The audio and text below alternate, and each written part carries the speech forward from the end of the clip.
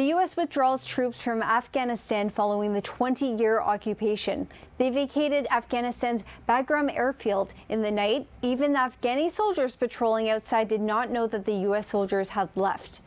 Since the Biden administration announced the withdrawal of the U.S. troops in Afghanistan in April of 2021, the Taliban has succeeded in capturing more areas in Afghanistan than before and currently controls 1/3 of the districts in Afghanistan. We're joined today by Canada's former Minister of Immigration and Canada's first ambassador to Kabul, Chris Alexander, to discuss the recent events in Afghanistan. He has also written a report ending Pakistan's proxy war in Afghanistan. Thank you for joining us, Chris. Can you tell us more about what's currently happening in Afghanistan? Well, yes, it's a sad situation. In the wake of the U.S. announcement of essentially a unilateral withdrawal of its forces, together with the small NATO contingent that was there, the Taliban have doubled down on what they were already doing, which was waging war across Afghanistan, seeking to impose a military situation on the country that would bring them back to power. And they've done this in spite of over 10 years of peace negotiations, major compromises by the Afghan government, by the U.S. One of their demands had been that foreign forces leave Afghanistan. That's happening ahead of schedule. So there's fighting across the country. Many more districts are now under Taliban control, and even provincial capitals are being threatened. But what is most tragic about this is that it didn't need to happen. The flaw in Western strategy, NATO strategy, and UN strategies for Afghanistan from the very beginning has been a failure to appreciate the role of Pakistan's military, the Pakistani state, in backing the Taliban, using the Taliban and its allies, these terrorist groups, as proxies. And so next to nothing has been done to force Pakistan to change that policy. And now with the U.S.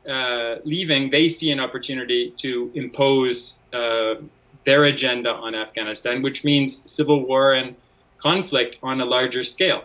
Will they be able to control all of Afghanistan? I very much doubt it. But is this a recipe for disaster, more displacement, more refugees, more killings of civilians, an end to and disruption of education, particularly for girls? Yes, it is. And so we need to pay very close attention and do much more to bring the solution that is long overdue, which is ending Pakistan's proxy war. Why did the U.S. withdraw Afghanistan in such a hurry?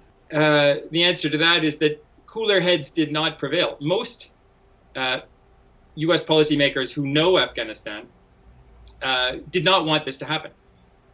Joe Biden is a very particular player on the Afghan file.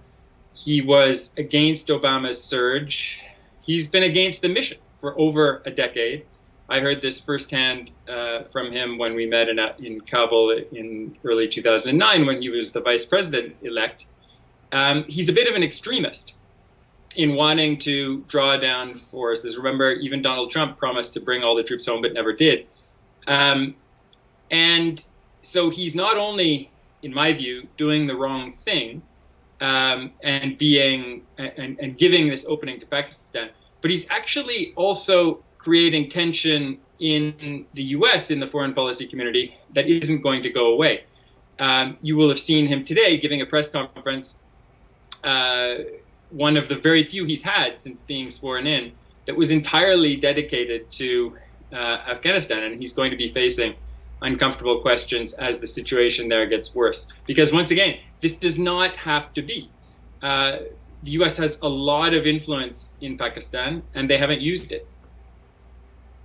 So what's your opinion on them leaving all of their weapons? I know they left in a very big hurry. I know that there have been videos of people from this group showing off the weapons. What's your opinion on this? Well, it's totally irresponsible to leave in the dead of night, as they did from Bagram Air Base, the main hub for U.S. activity in the country over the last 20 years. It is costing the U.S. in terms of its reputation.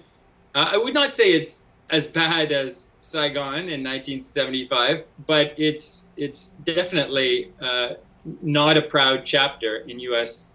foreign policy or military history. There should have been, in my view, and I think in the view of most of us who served in Afghanistan, a continuing U.S. and NATO presence, and then a much larger political effort to force Pakistan to change course, because it's only, decisions are not made by the Taliban, by their commanders, even by their leadership. Decisions are made by Pakistani military officers, and they have not been a focus of international effort to bring peace to Pakistan. To Afghanistan. They're essentially the spoilers at the moment. And so leaving all this military equipment behind, leaving these bases, some of which are now being taken over by the Taliban, some of the equipment will go to the Taliban. It just adds to the confusion and chaos that, once again, did not have to occur. What would your take on the U.S. Army leaving the airport in the darkness of night and without informing the Afghan security forces? They claim that it was for operational security. My view would be that it was irresponsible and dishonorable. The Afghans are our allies. Joe Biden, Canada, the U.S., and other countries continue to support their fight against the Taliban financially. You should never treat your allies that way. Speaking of some other countries, what is your opinion of Boris Johnson's announcement of the UK ending their military mission in Afghanistan? Well, I think it's inevitable. There are no NATO countries, with the possible exception of Turkey, that will be prepared to stay in any significant way without the US being there as the main partner in NATO. But the UK has also been part of the failure to be tough on Pakistan.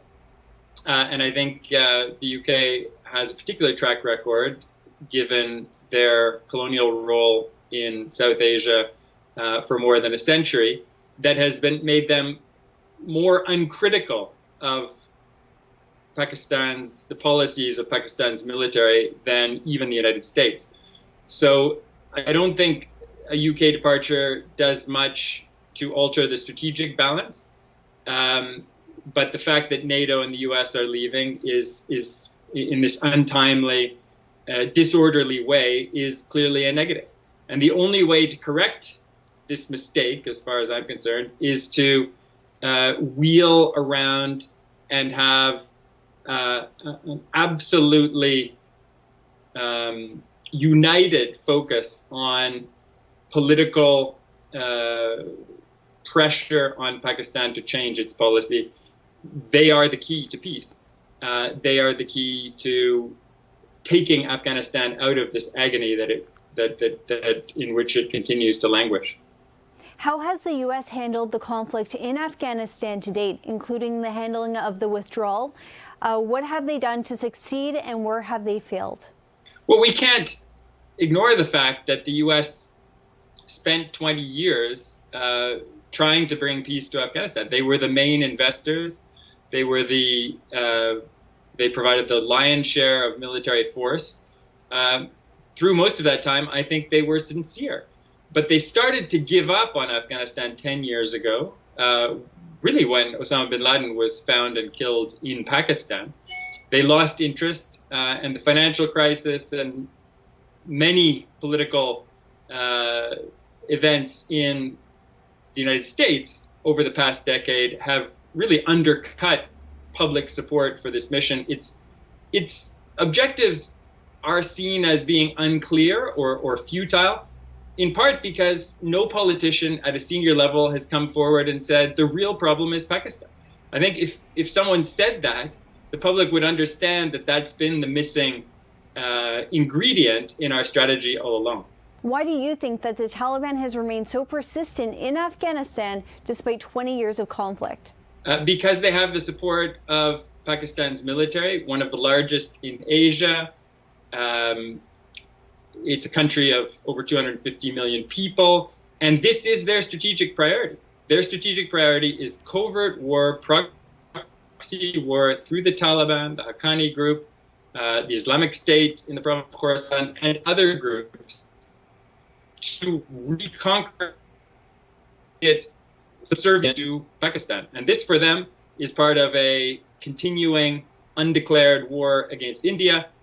If the Taliban are not in power in Kabul, as far as Pakistan's generals see it, then India has too much influence. And so they're fighting what they think, for what they think take to be Pakistan's national interest. Unfortunately, in doing so, they are violating international law, killing civilians, committing atrocities and war crimes, and they should be held to account for all of that. What needs to be done to ensure that Afghanistan does not become a full-fledged terrorist safe haven following the withdrawal of the international troops? We need a massive political effort to sanction Pakistan, to ensure they're designated as a state sponsor of terrorism, and to list them on the Financial Action Task Force blacklist. That's a list of countries that are not recognized as responsible members of the international financial system because there is credible information about money laundering and financing of terrorism taking place in those countries. And Pakistan clearly qualifies. Thank you for discussing this with us, Chris, and thank you to our viewers for watching today's show. This has been Julia Cosby, and you're watching the International News Channel.